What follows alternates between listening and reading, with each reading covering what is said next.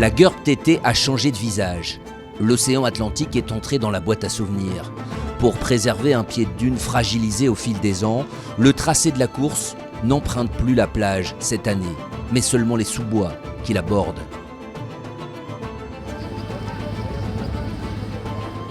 De ce fait, les 400 engagés au départ de la course reine découvrent dimanche après-midi une nouvelle aire de départ. 500 mètres pour commencer avant de virer à droite.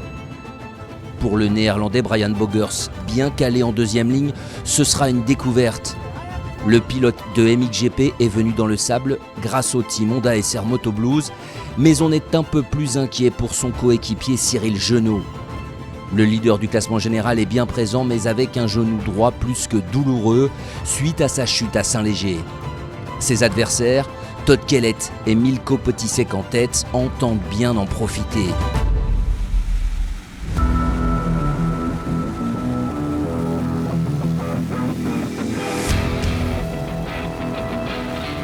Vu d'en bas ou vu du ciel, le départ est impressionnant. Le plus rapide à s'extraire du paquet est Matteo Mio. Il précède Adrien Petit, Joen Huck et Milko Potisek notamment. Pendant les 5 premiers tours, le pilote de Yamaha Sand Racing va rester aux avant-postes. Seule la première place lui est inaccessible. Et pour cause, à Graillan et l'hôpital, on comprend vite qu'on a retrouvé le Todd Kellett de l'an dernier. L'anglais de Yamaha Dragon Tech est parti sur un rythme infernal, prenant la tête dès le deuxième tour. Derrière lui donc, Matteo Mio d'abord et Cyril Genot ensuite. Le Belge est parti loin, très loin, au-delà de la 20e place au premier tour. Certainement par prudence, quand il s'arrête au stand pour son premier ravitaillement, il est revenu à la seconde place, mais à plus de 40 secondes de Kellett. Potisek lui aussi s'est arrêté et lui aussi est dans le coup. Sur un circuit qu'il n'affectionne pas, le nordiste fait le job et prend possession de la 3e place à distance raisonnable. Jentel Martens de son côté résiste comme il peut, blessé à la cheville et en manque de rythme. Il grimpe jusque dans le top 5 mais finit par lâcher et même abandonner. Le revenant Alexis Collignon fait parler de lui aussi. Auteur d'une bonne première heure, il terminera à la 12e place. Juste derrière, Brian Bogers. Le néerlandais a payé pour voir. La vitesse est là mais le sable et l'endurance sont des domaines qui nécessitent de l'expérience.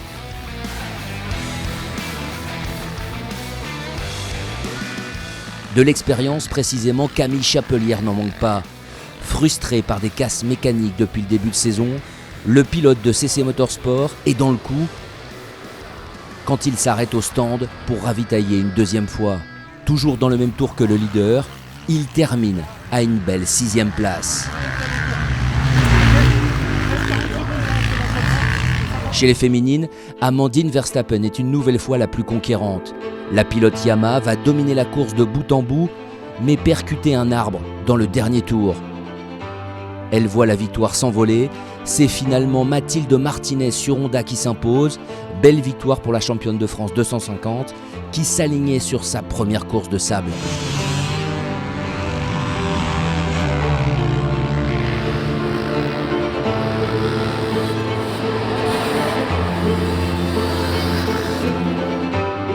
Alors qu'il reste 1 heure de course, les positions se décantent.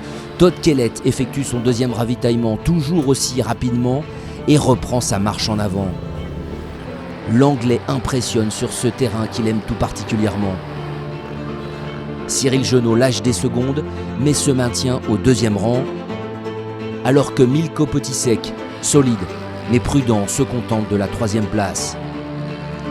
Derrière, ça bagarre fort entre Matteo Mio, Camille Chapelière et Jérémy Auquier.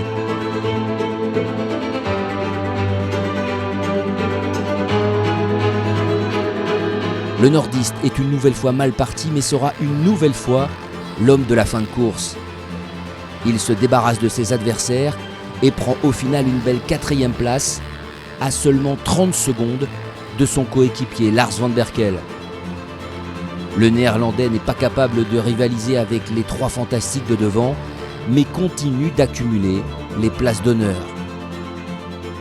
Un peu plus loin, on retrouve les habitués du top 10, le Belge de Honda Wonderbike Damon Martens, Valentin Madoulo sur Yamaha, ou encore le Belge Matteo Buffet sur KTM. Adrien Petit sur Yamaha finit quant à lui 9e et premier moins de 21 ans.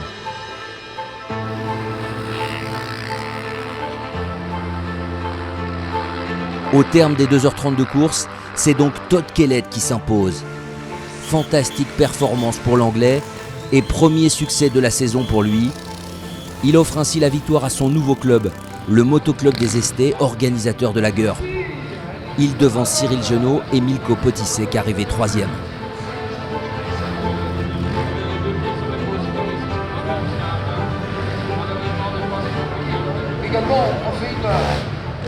Je n'ai pas pris un excellent départ aujourd'hui, mais je savais exactement ce que j'avais à faire et surtout ce que je voulais faire.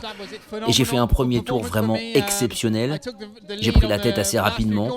Je n'avais même plus envie de regarder derrière moi. La moto marchait extrêmement bien.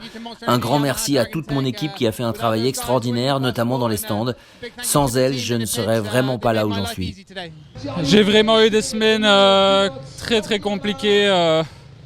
C'était vraiment dur à avaler après le niveau que j'avais toute la saison.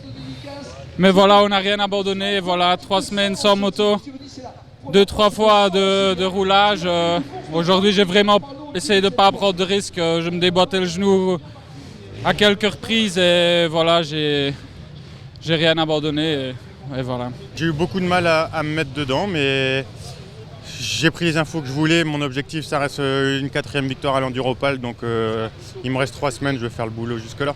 Je suis tombée 3 fois et j'étais un peu démotivée parce qu'il me disait que je remontais sur elle, mais du coup je tombe. Et au final, je lève la tête, je la vois. Donc très heureuse d'aller chercher cette victoire. Mais à l'issue de l'arrivée rebondissement, on apprend que Milko Potisek est tombé en panne d'essence peu avant la fin de course et a ravitaillé en dehors des stands. Sur la foi de plusieurs témoignages et après que Honda SR ait porté réclamation, la direction de course prend la décision de disqualifier Milko Potisek. Au classement général du championnat de France des sables 3AS Racing, les 3 Honda officiels occupent les 3 premières places. Le titre se jouera entre eux au Touquet.